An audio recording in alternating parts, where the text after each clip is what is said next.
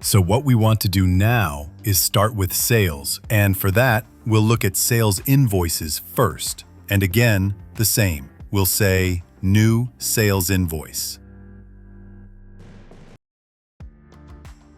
You'll see it changes to today's date, but we can now go back historically and say this invoice is for the 10th of May, and it's for Cloud Tech Solutions. So I just type Cloud, you'll remember. When we batch created the customers, we gave each one a code, so it shows the code, because it's not necessary to remember the code.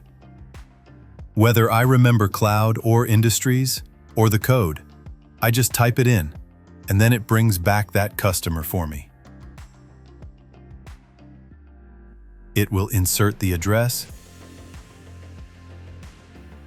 Here I can add a description if I want. So in this case, I'm going to say this description is consulting services and travel expenses. Now, in the simple way we're going to create an invoice now, we'll just take it directly to the general ledger sales account.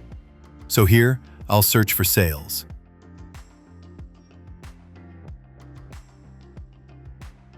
And I'll first add a description. So in this case, I add a description column and I say it is consulting services. 40 units. And it's at $13.50 per hour with VAT on it. I'll add a line that's also sales. Now my description in this case is then travel expenses. And there's just a fixed amount of $3,800 for travel expenses.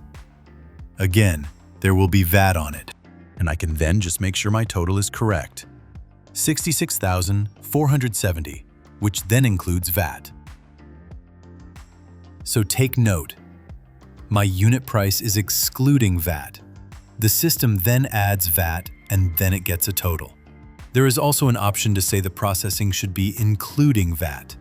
So I could also potentially just have ticked that checkbox, but then it won't add the VAT anymore. Then the total would just be $57,800.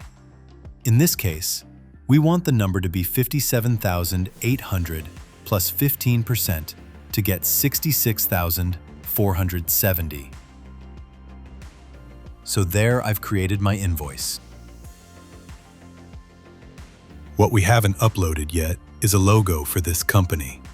So we quickly want to add a logo that will then be in this position just before the business's name.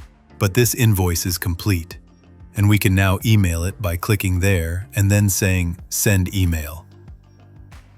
Now look, maybe at this stage, the email address is used from the customer record. The contact name is read in, the amount, and you can literally just click Send for the email to go out. In this case, I'll just cancel.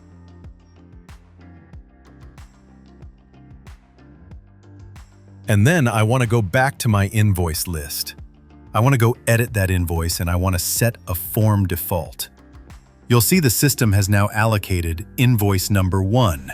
Now the invoice series we want to use, we want it to be 25001. So I want to just fix my invoice reference number. And on my form defaults, I just want to make sure that the checkbox is on for automatic, so I don't need to change anything here. But I must make sure my reference is right for the next step of batch create. So now we want to proceed and create a second invoice. So we say New Sales Invoice again. The second invoice's date will be the 12th of May, so we work with May the 12th. The customer we're looking for is Digital Solutions. So again, there he is in the list. I spot him.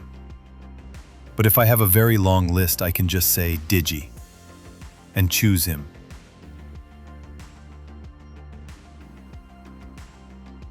And here I can put a description of software and support. Again, we'll allocate to the sales account, 5 items at $5,500. And remember, we want to add a description, so I turn that column on again, and we say this is now basic software license.